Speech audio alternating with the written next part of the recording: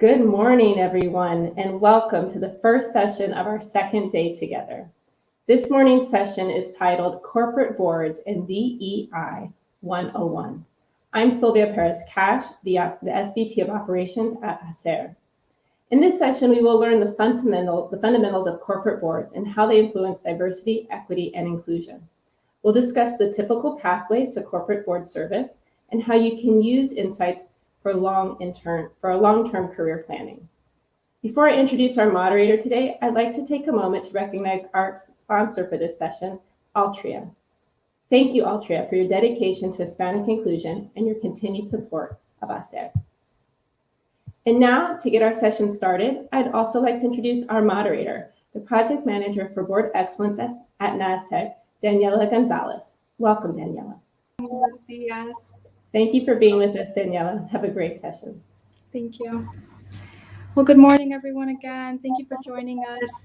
As Sylvia said, I am the Project Manager for Board Excellence at NASDAQ. I work on NASDAQ's board diversity and board governance initiatives, and I'll be moderating this panel on corporate boards and DEI 101. And joining me today are two experts on corporate board service, Patricia Diaz-Denez and Carlos Medina. I'd love to bring them on stage and welcome them to the show and introduce them a bit. Patricia Diaz-Denez was previously the Senior Vice President and Associate General Counsel at AT&T, and she currently serves on two public company boards, Entrevisión and Amalgamated Bank. She also previously served on the boards of companies like Telemundo and US Steel and serves on a myriad of nonprofit boards as well. Thank you so much, Patricia, for joining us. And I'm delighted to introduce Carlos as well. Carlos Medina is currently the president of Robinson Ariel, and he currently serves on the board of Horizon Blue Cross Blue Shield of New Jersey. He also serves on a number of nonprofit boards that serve the Hispanic community as well. Welcome, Carlos. Welcome. Thank you both for joining us. I know we have a lot to cover today, a lot to learn from you both. Thank you for being here with us and sharing your stories.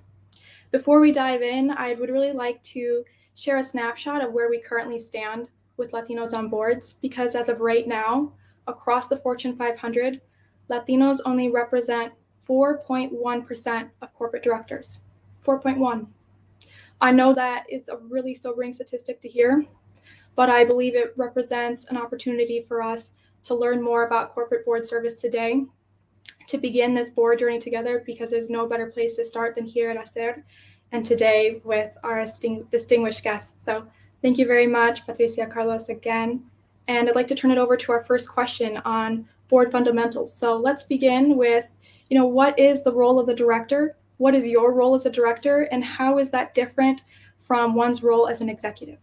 So a board position, and I probably was one of the first person to have our attorney kind of slap my wrist a couple times. As a board member, you're overseeing, you're providing guidance, but you're not enacting policy or acting as an employee. So it's kind of a division of church and state. So protocol, I deal a lot with our attorney, our human resources director at the board that I'm on, which is Horizon Blue Cross Blue Shield, New Jersey. They just made a new promotion to a diversity and equity person who's a fine woman of color.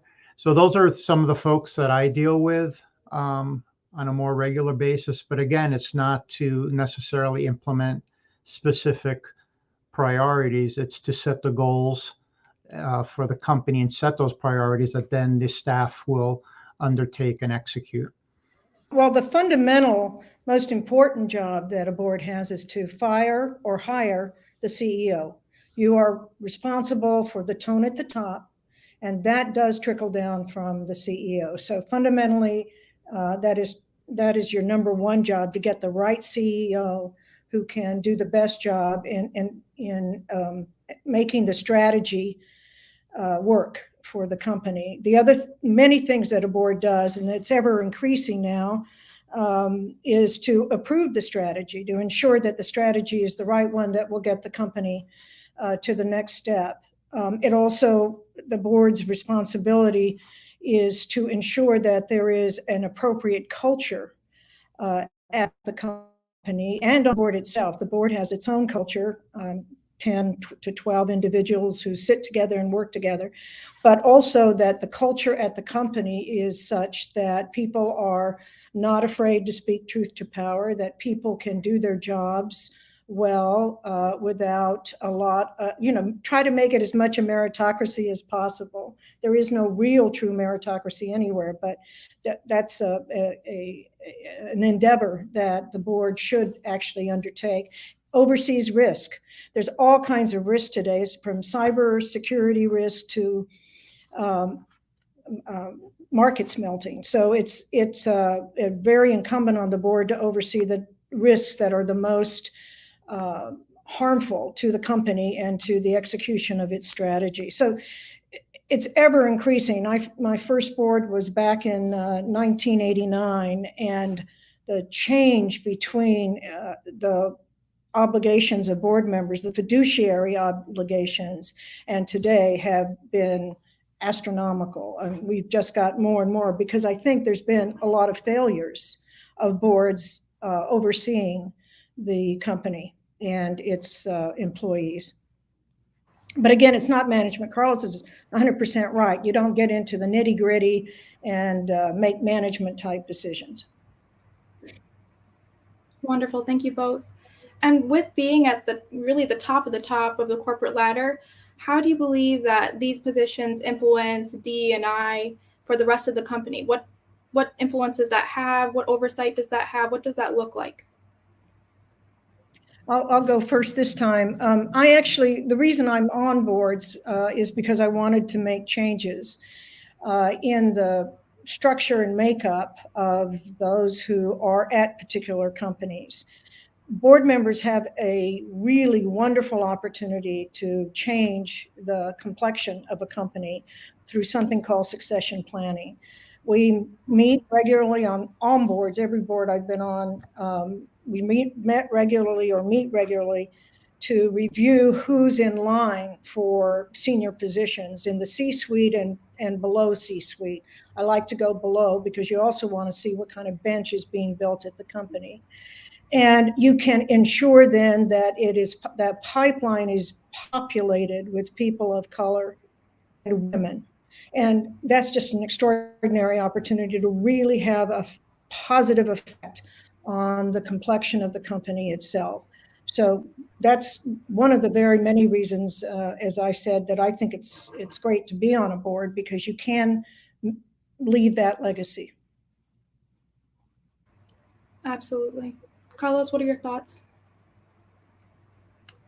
Yeah, I agree. And I would add that if your interests lie, for example, in helping the recruiting of new board members, you may want to join the governance subcommittee. If you want to make sure C-suite individuals are getting their fair shake at the organization, then you would be on personnel and compensation. So being on both, it's been exciting to be on the Horizon board. We're a very diverse board, and our last 4 board member recruitments have been very micro-focused on making sure that there's a lot of diversity brought to the organization. And then on personnel and compensation, as we look at the bench, we're trying to make sure that there's diversity coming up as folks retire and succession planning, as Patricia mentioned. So yeah, it's really at the committee level where a lot of decisions are made. Once they come to the full board, they kind of already have the support of the committee chairs. So in that system, it's important to get onto the committees that you feel you'll be able to make a difference at the organization. Completely agree. And so let's demystify this process a little bit. How did you get your first board seat? And I know many of you were either the first Hispanic or Latino on the board as well. So that in itself is a huge deal. How did you get to that first board seat, and what was that experience like on the board? Did you find it to be an inclusive environment? And, what was your experience like that first time? Who do you want to go? I could go first. You can go first. Okay. So through virtue of my presidency of the Statewide Hispanic Chamber of Commerce, I became very friendly with the CEO of this particular organization, Horizon Blue Cross. This is my first and only board assignment. it came to regular breakfast, giving advice, again, never thinking that it would lead to a board position. However, as I started becoming friendly with the CEO and also seeing the organization, I realized there was not enough diversity on the board. So being Ipano and sometimes humble, I just kept on waiting. I'll ask him, I'll talk about it next week, next month, next year.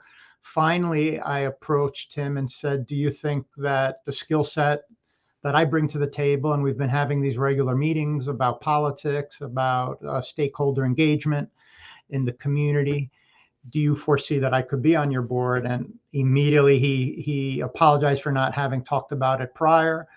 And that was the road, kind of not being or losing my shyness to ask for what I thought I was qualified for, and also learning the inside of an organization by virtue of my chamber membership. So I'll mention again and again, relationships are very important. So being able to form that relationship with the CEO was my direct path to gaining a seat on their board of directors.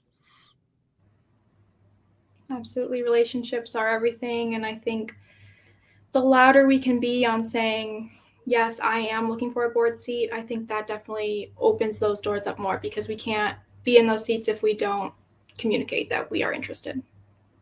Patricia, what are your thoughts? There's a lot of serendipity in getting on boards, and you only need to get on one, and then the rest will follow. I was sitting on the Federal Communications Commission and was approached near the end of my term by someone who asked me if I had any interest in going on a board, because, as you know, broadcast and telecom is very heavily regulated by the FCC.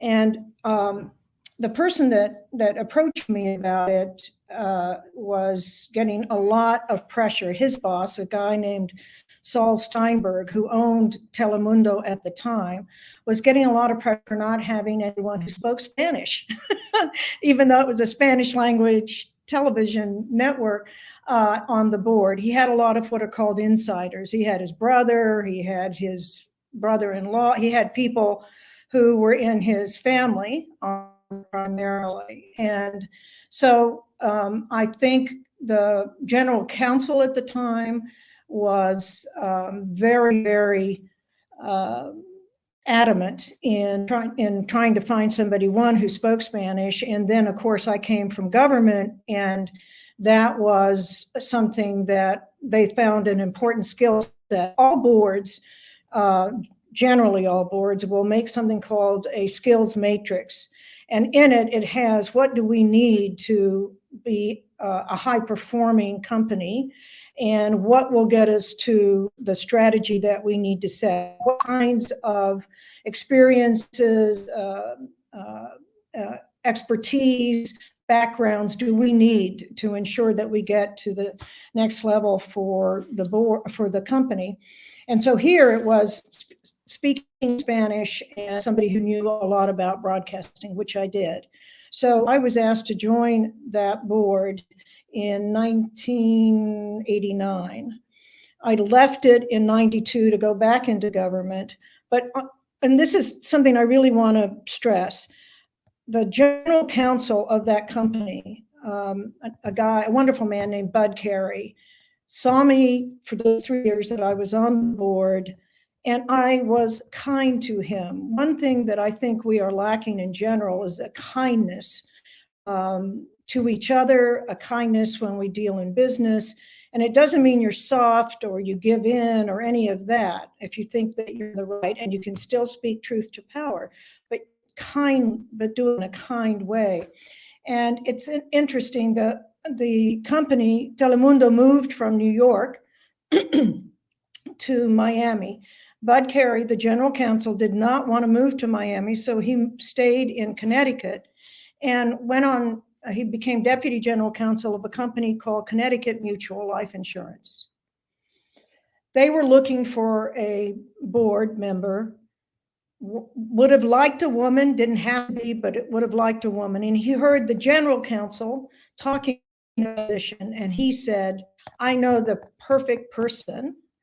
She asked questions and stood up to Saul Steinberg. She'll do fine in this job. But it was because of the kindness which I showed him and others in the company in doing my job. It's a lesson that I think a lot of folks need to learn, that you don't have to be angry or I just have heard too much anger in even boardroom discussions rather than open listening. And I read this thing the other day and I thought, gosh, that makes sense. If somebody makes you angry, take 10 seconds to breathe, calm you down, and you can approach it in a kinder way. So anyway, Bud Carey recommended me, and this was in 1990. When was it? I went on Connecticut Mutual, 90. It was 95. And he recommended me, and my very first board meeting, the talk was, we're hiring Goldman Sachs. We're going to merge with Massachusetts Mutual Life Insurance Company. But they kept all the board members, and eventually I ended up serving 22 years on the board of Mass Mutual, way too long in some ways. On the other hand, I certainly had all the memories of the race and could discuss, past practices that we had and why some things failed and some things worked. So just the fact that the general counsel recommended me changed my life precipitously. And he recommended me because I wouldn't embarrass him. I would call him ahead of time, let him know, here's some questions I've got. I'm going to ask them of you. Just be prepared. You never want to necessarily embarrass anybody without giving a about the kind of questioning you're going to have. So it's just a really serendipitous way and to get on a board, and Mass Mutual led to other boards. It's just once you're on one and you do a good job, you read your briefing packets, you ask good questions, and you're kind to your colleagues in asking those questions. But you still ask probing, difficult questions. But it's the how you do it, not what. I love that story. Thank you so much. And on kind of the heels of what you spoke about in terms of that board looking for folks with the right background, the right skills, let's talk about kind of some of the functional background and skills that folks in this audience should be thinking about right now to think about long-term. How do they, get on a private company board, a public company board later on? What are some skills or functional backgrounds that are really needed in the boardroom today? And this, of course, can change. We've seen a lot of change in the past 20 years. I mean, I don't think cybersecurity, that skill was as needed 20, 30 years ago as it is today in the boardroom. So what do you think is needed in the boardroom today? And maybe what do you think will be needed in the future? Let's go to you, Carlos. Yeah, I think always accounting, financial is always going to be strong. With my legal background, that has helped me on my nonprofit boards and now on my private board. And just having a divergent point of view. As we said, the numbers are very low for Hispanics on boards of directors. So I think that perspective, I know one of the last searches we did, cybersecurity did come up on one of our searches when we hired a headhunter, but often it's also folks that have a relationship with the community, especially if you're an organization like a healthcare company. You want to know that the board members could speak to and reflect the constituents, the consumers that we serve. So I have seen that on some of the more recent searches, that there's also a nonprofit or community component, which is not very common or wasn't common years ago. So that's good news for folks that don't necessarily have a more traditional board resume. If you're a president of a nonprofit, YWCA, for example, in years past, I don't think you'd be considered, but I've seen more of those individuals getting their resumes passed around by headhunters. Exactly. Patricia, what are your thoughts on kind of the skills needed, the backgrounds needed?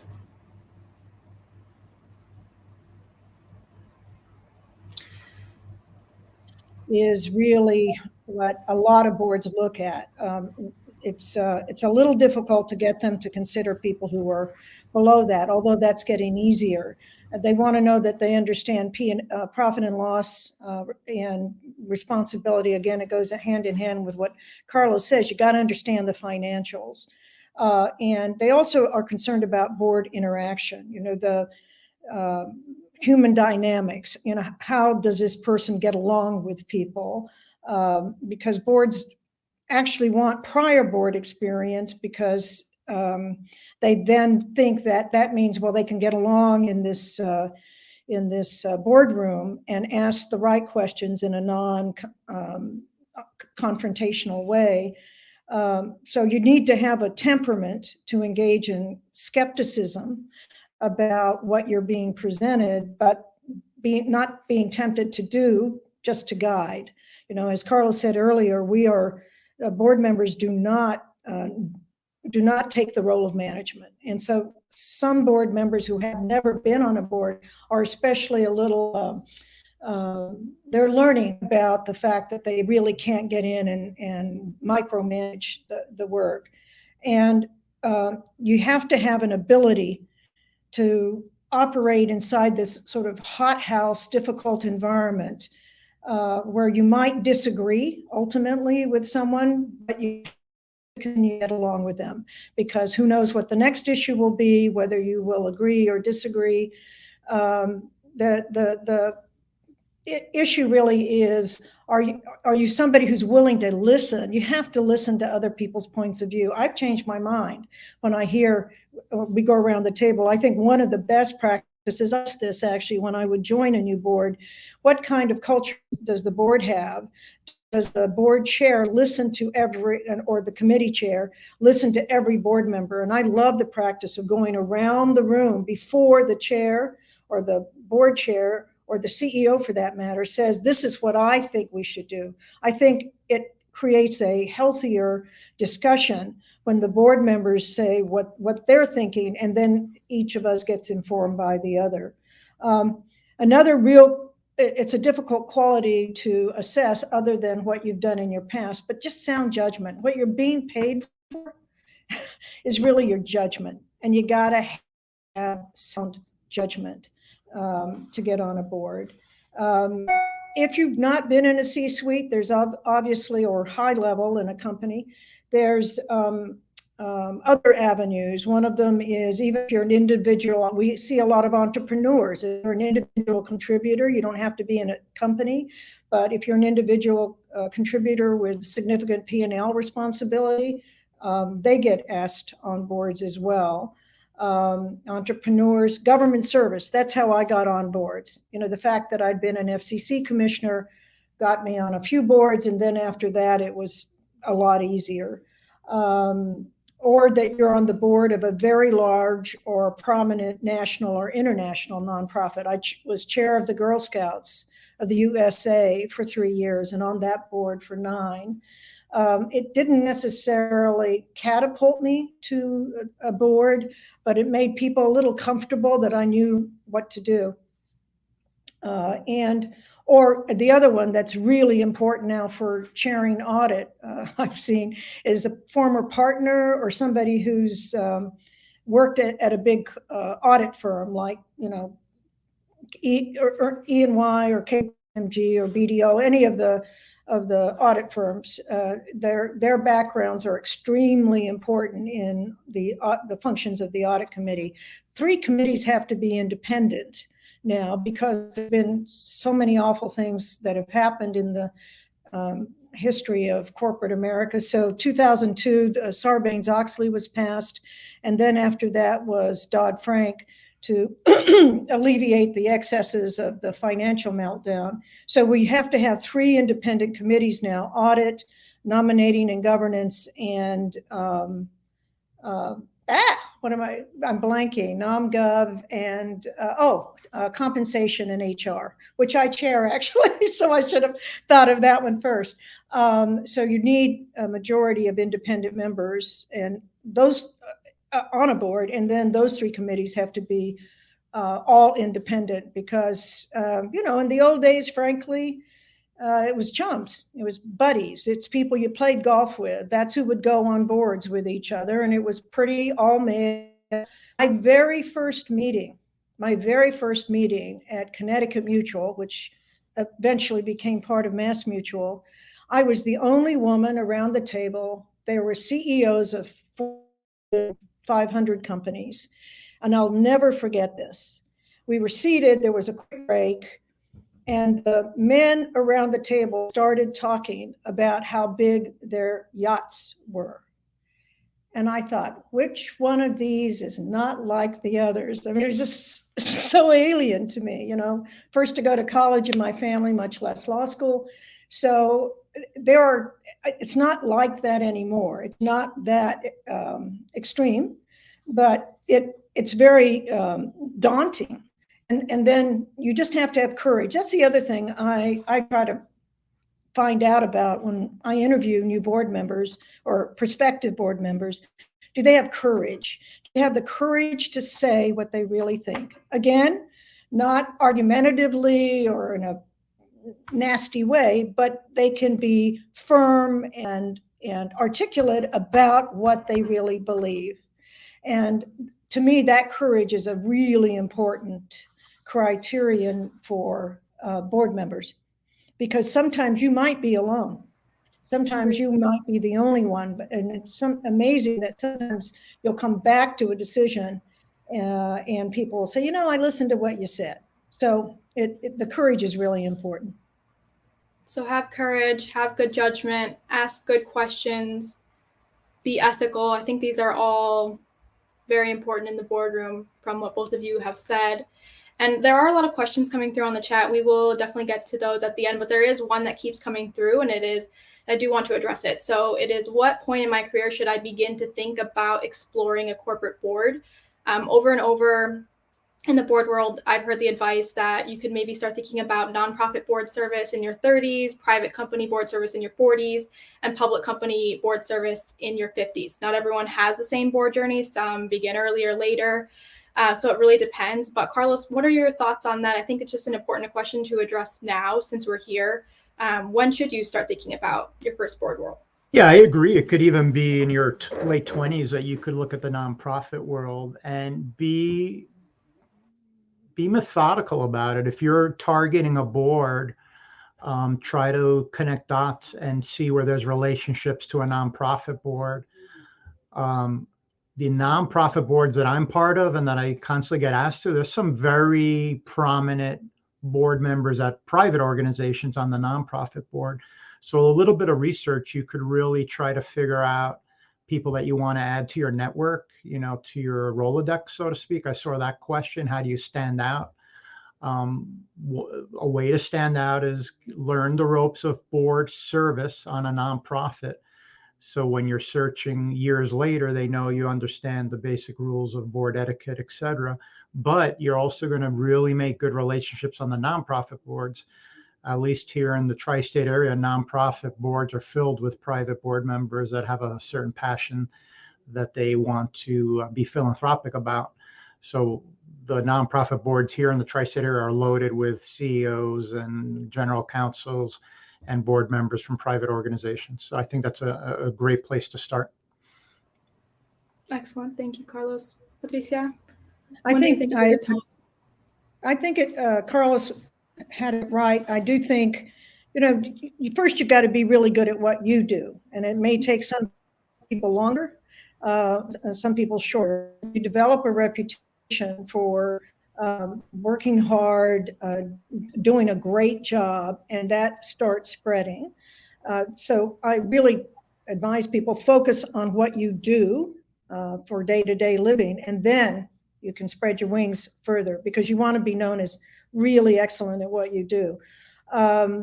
One of the things that I think is really important too is to see if in your area, I mentor business students. There's these executive MBA programs at the University of Texas in San Antonio.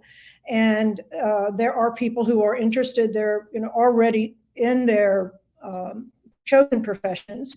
And I say, okay, let's figure out what kind of boards do you want to go on. If you're a doctor, well, you could do cosmetics. You could, there's certain areas that open up to you given what you're doing and what kind of company you're working with.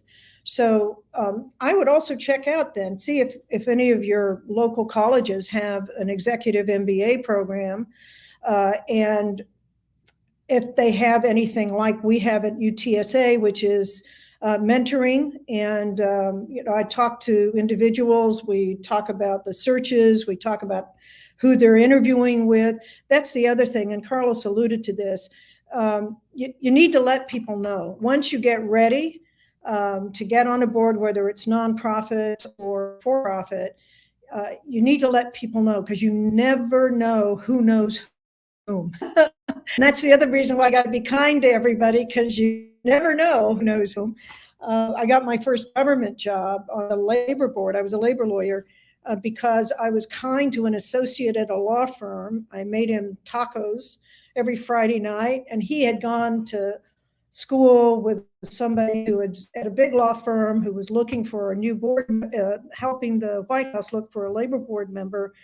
And they called each other, and 3 days later, I was asked to come to Washington to interview at Presidential Personnel. I had no idea. They were really great tacos, obviously, but I had no real idea that just being kind to this kind of disheveled young associate, felt kind of bad for him. Because he didn't look like he was eating, so I always invited him on Fridays, would lead to an extraordinary change in my life. I mean, I was catapulted into a completely different level. So again, you just never know where those opportunities are. And people talk about networking. I think it's a lot more than that. I think it's developing relationships, becoming friends, and demonstrating your character, your traits, that the person would trust you to be able to make important decisions. So that's really, I think, the way is to be proactive in figuring out, what kinds of boards.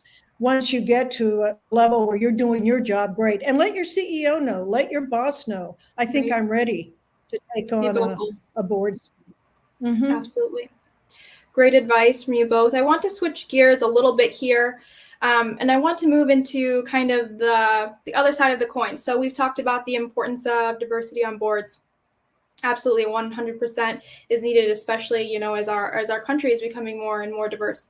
But let's look at something like, it's easy to pick on, but Theranos, where ultimately they did not have a diverse board at all in terms of industry background. I mean, everyone was pretty much working in government on that board, which is good, but not great when it's a biotech company and no one really is from that industry. No one really has a lot of financial experience on the board. What happens when there's not diversity of really any kind on a board? I mean, we see what happened with Theranos, but what does that look like? What is the other side of that coin? I don't think it's just diversity. I actually think it's look at the Enron board. You had Wendy, I've forgotten her last name. She was very high in one of the administrations. You had the dean of the business school on it. They had no courage to challenge the CFO. Now, I don't know why. I don't know, there is a culture inside a boardroom that you don't want to anger or irritate your colleagues, but you do want to ask the questions. And sometimes people just don't have the courage. So it's not just people of color and women. It is the character of those individuals that is really the most important character. Because Theranos, she loaded it with people who had achieved things in government, knew nothing about what she was supposedly making. But it seems to me if somebody had just asked a few questions, irrespective of their backgrounds, that it would have come to light. So I think we have to ensure that the people should have not only the diversity of background, that they've done other things than what the business is about necessarily. And in terms of governance is really important. The openness, the transparency, the way that you challenge what management is telling you. And that challenge comes because people have enough courage to ask the right questions. That's really the role of a board, is to ask the right questions and challenge what management is telling you for the benefit of the shareholders and employees and other stakeholders now. And fortunately, I think we are shifting to a more inclusive perspective. Board members are supposed to ensure are being represented in the boardroom. So I don't think it's just the people she had on there. I just think that they all just sat around and patted each other on the back. Who knows, but they didn't ask the questions. Enron, the same thing. The CFO just said to people, essentially, you're not smart enough to know what we do or understand it. And he cowed them into being quiet. So you really need courageous, strong people. Definitely. And Carlos, your thoughts on good governance here and kind of what happens, when that's not there, when folks aren't asking the right questions, when the right folks aren't. There's a famous PR blunder with a sneaker company spelling the country of Colombia wrong. And you look at that board, it was all white men on the board that didn't understand, couldn't even correct the Spanish typo. So yeah, I mean, in my little microcosm, if I look at the different boards and the committee structure, the diverse individuals are asking the questions that are top of mind because that's their life experience. They're passionate about diversity. It's going to be one of the top things that they're thinking about. So I feel that on the board that I'm at, the diverse individuals are asking those tough questions and making sure that the company makes decisions based on the diversity of the state, the diversity of their portfolio, the diversity of their consumers.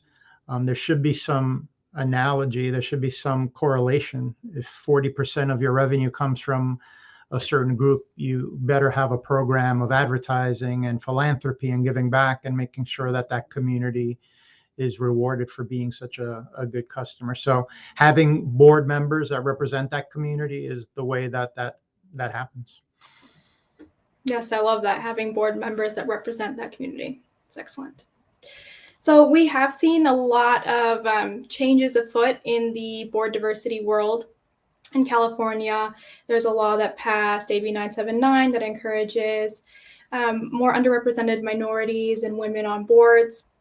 And at NASDAQ, we have a proposal that was just passed by the SEC that encourages a standardized diversity disclosure. So that way investors and folks like us can see exactly who's on the board, and it's transparent, it's out there. And there's also a recommendation that public companies listed on NASDAQ have at least 2 directors on their board that are diverse, or explain why they don't. So what do you think is the momentum behind this movement, this push for more diversity on boards? What do you think started that off, and what do you think that will look like going forward for not only folks on the board, but folks that work at these companies?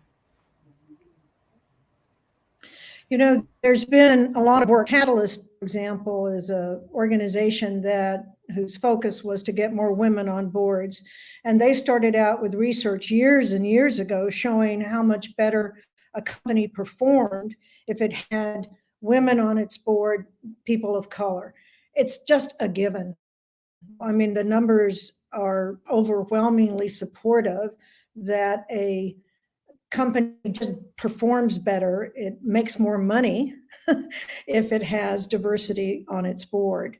And having been on many different boards, I have to say it is such a richer conversation when you have people who have come from all kinds of backgrounds, different perspectives, different skill sets, talk about something because you see it in a very fulsome way than the way it used to be, which was just buddies getting together and saying, "Attaboy, do what you want."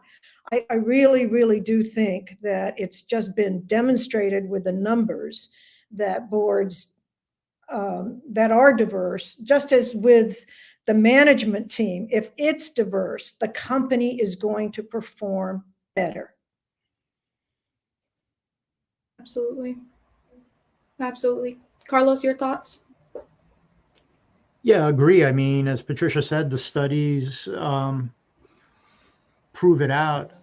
I think you're seeing just more statistics overwhelming people that are trying to deny the statistics. So the census data came out. Bank of America recently did something in about 8 states that showed what they call the Latino GDP. The Latino Collaborative did reports on the Latino GDP. So it's hard to continue to ignore, even though I would say that it's still not getting enough attention as I would like to see, because sometimes diversity is not everybody, right? The word diversity means everybody, but some organizations will take it to mean only one ethnicity, one race. So to really be inclusive, I would love to see more board of directors, which is the topic today, but vendor spend and C-suite management. You see the good companies that are doing it, but I think it's just statistics constantly being out there that can't be argued. Facts are why we're starting to see a little bit of change, but there's so much more change needed. Absolutely. It's not really inclusivity, is it, if all the diversity is just located at the bottom of the totem pole in a company? It has to be throughout.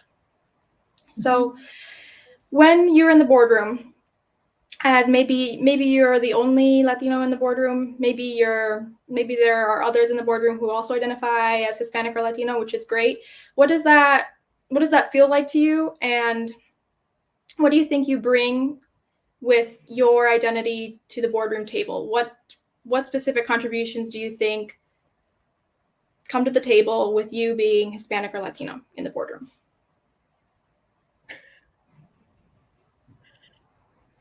I'm unmuted. Okay.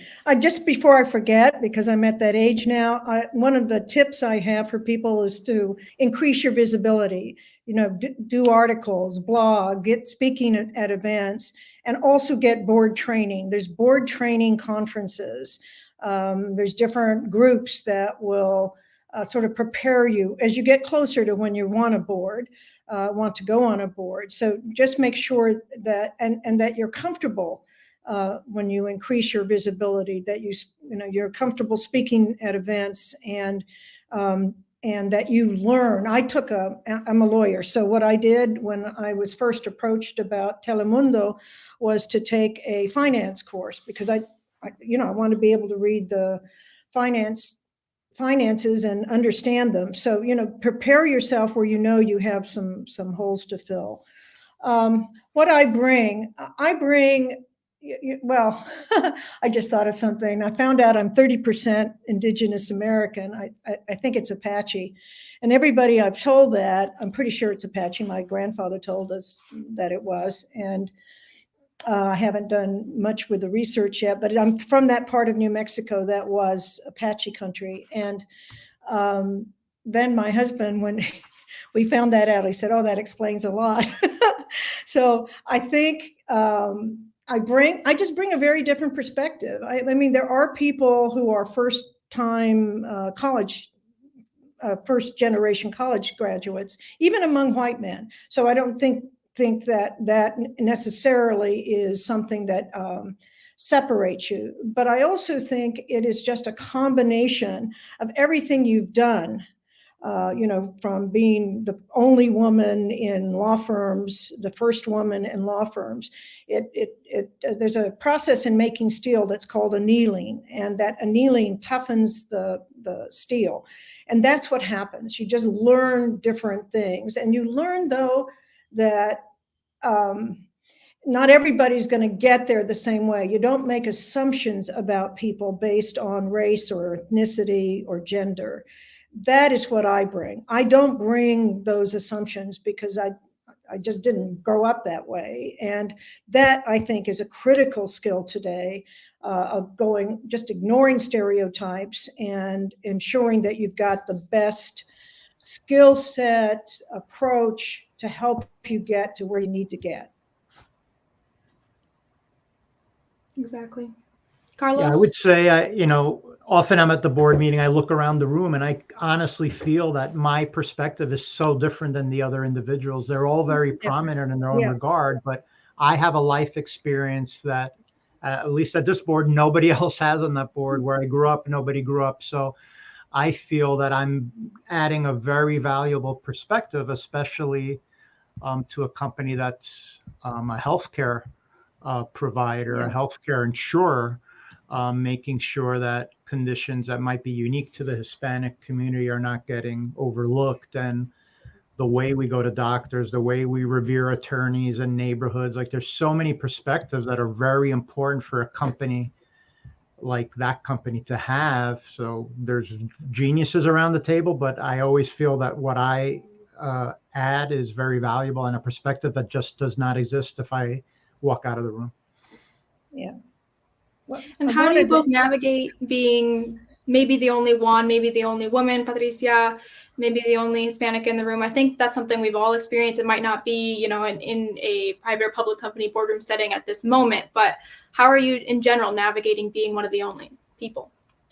I just want to add something, though, on the last comment. Mm-hmm. One of the things that I think everybody needs to do is, if you have an opportunity to do something internationally, because we are global. The world is global. The pandemic certainly has established that. The 2008 financial meltdown. I lived in Chile for high school.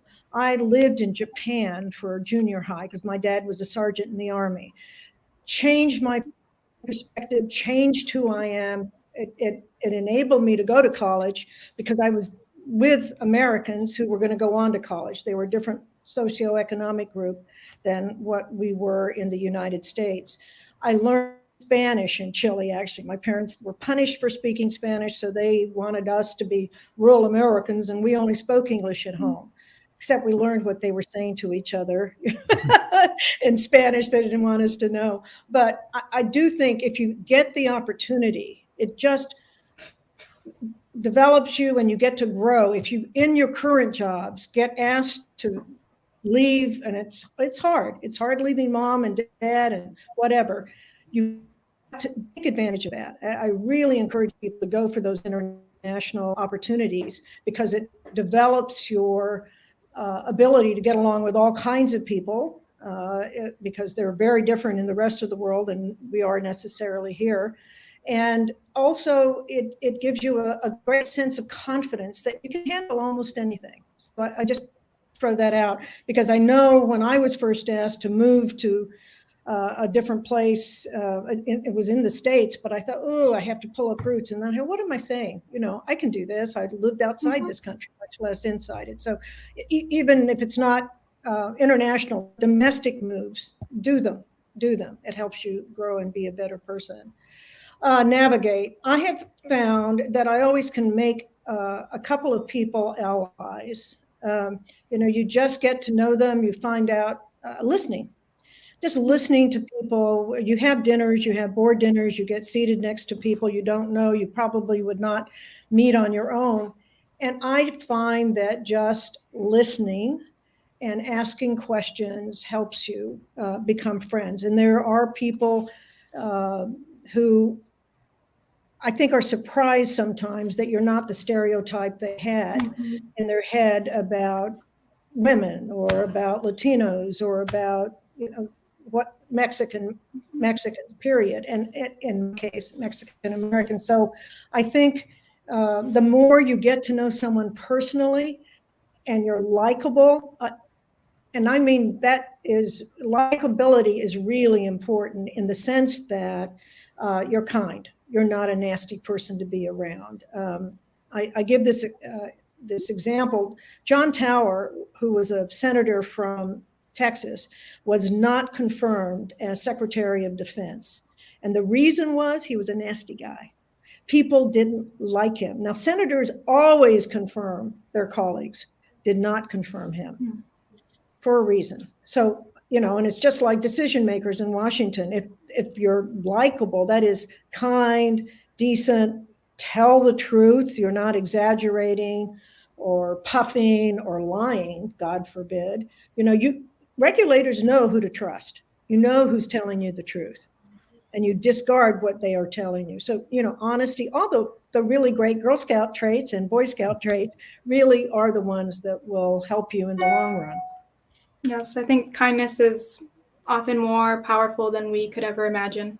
Exactly. Just across right. the board to everyone. Yep. So we do have about 10 minutes for Q&A, and we have a lot of questions for you both on board service and, how to navigate, so much of board life. But one key question that I would like to address first that I saw here is somebody asked, why should I want to be on a board? Of course, there is that financial aspect to it, but it really should not be about the money, as I know we previously discussed. But why should someone want to be on a corporate board? Why should they aspire to that? I mean, it's not for everybody. I think it's something to be determined that you need to think about, but why should someone want this? Why do you find it fulfilling? Carlos, let's go to you on kind of personally why you feel that way.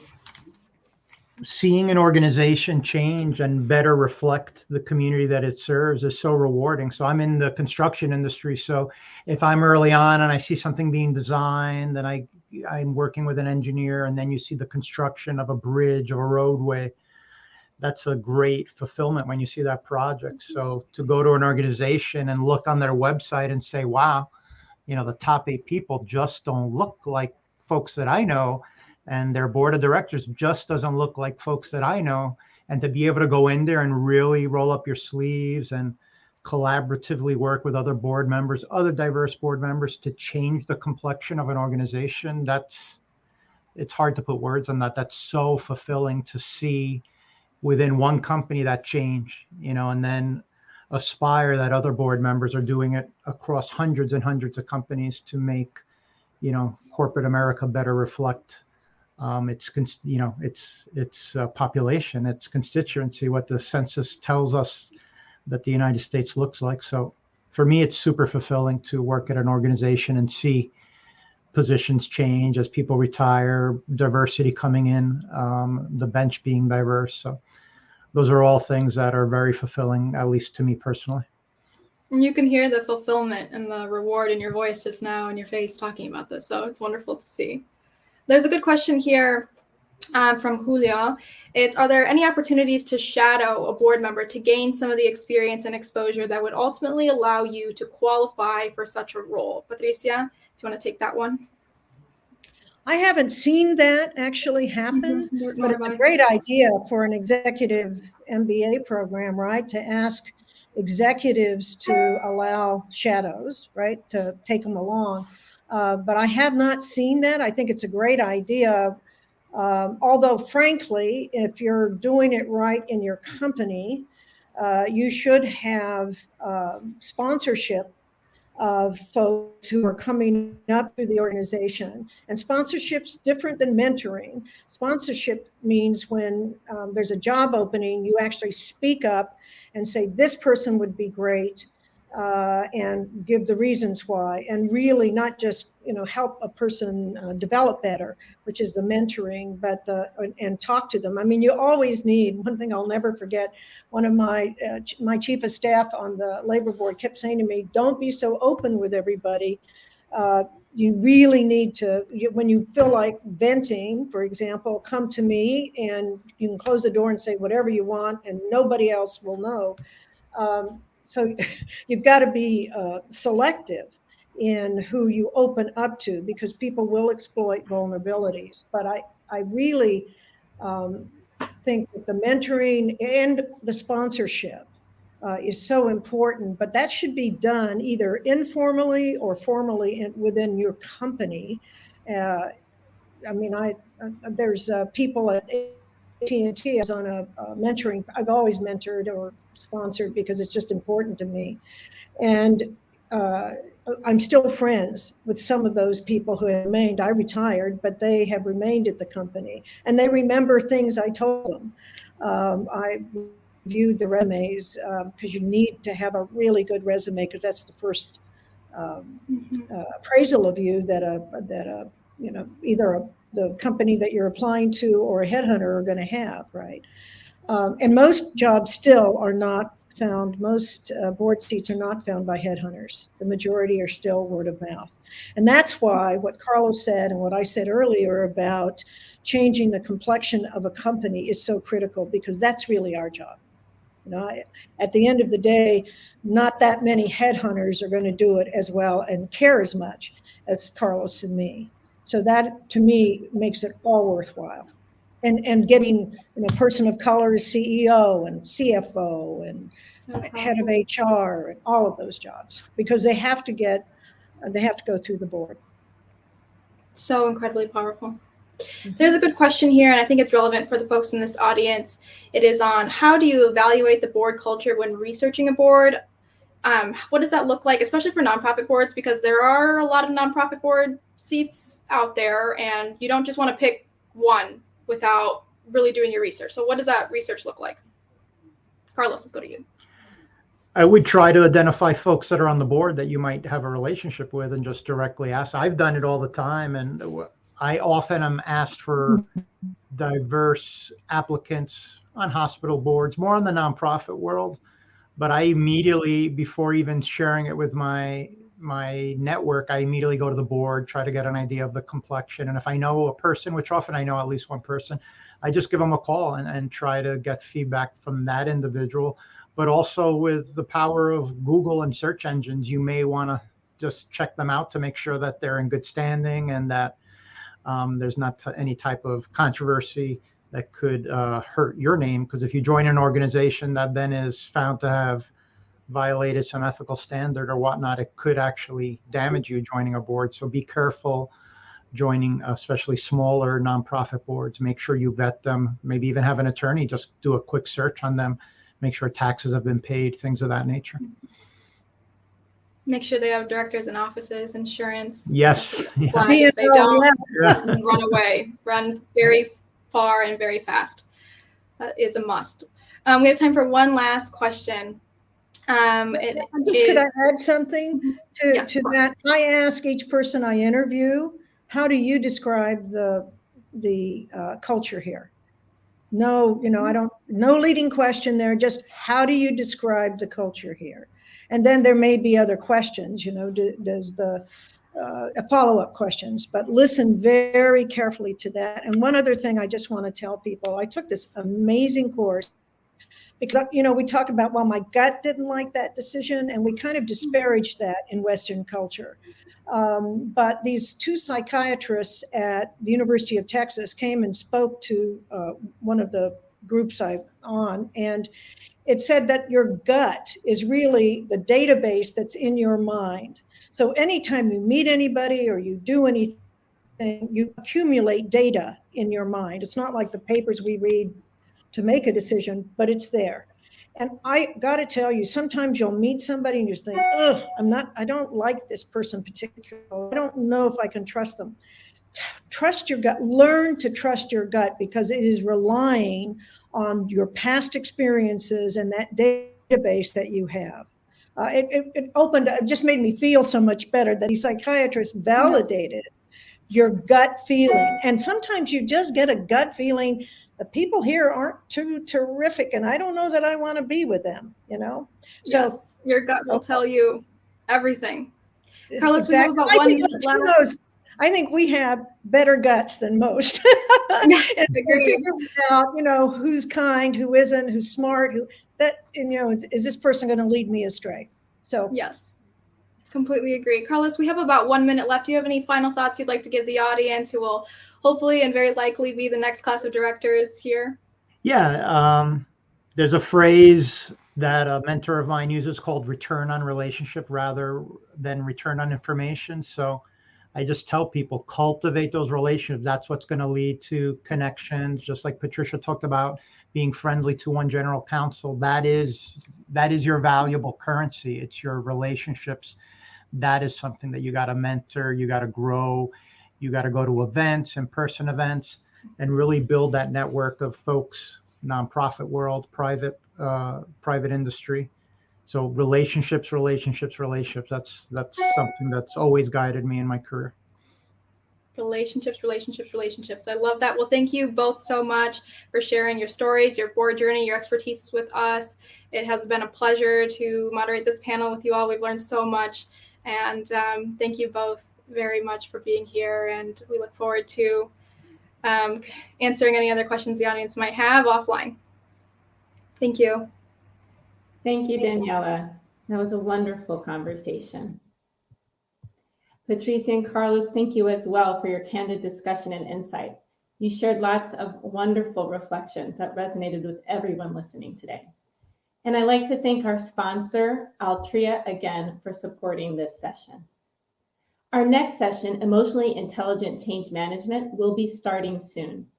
As a reminder, you have until the end of the next session to post on social media using the hashtag HaserLPP21 to enter to win a new computer. We will be randomly selecting a winner during the first networking break at 1:20 p.m. Eastern Time. So please post, please tag, and we will see you all at the next session. Thank you.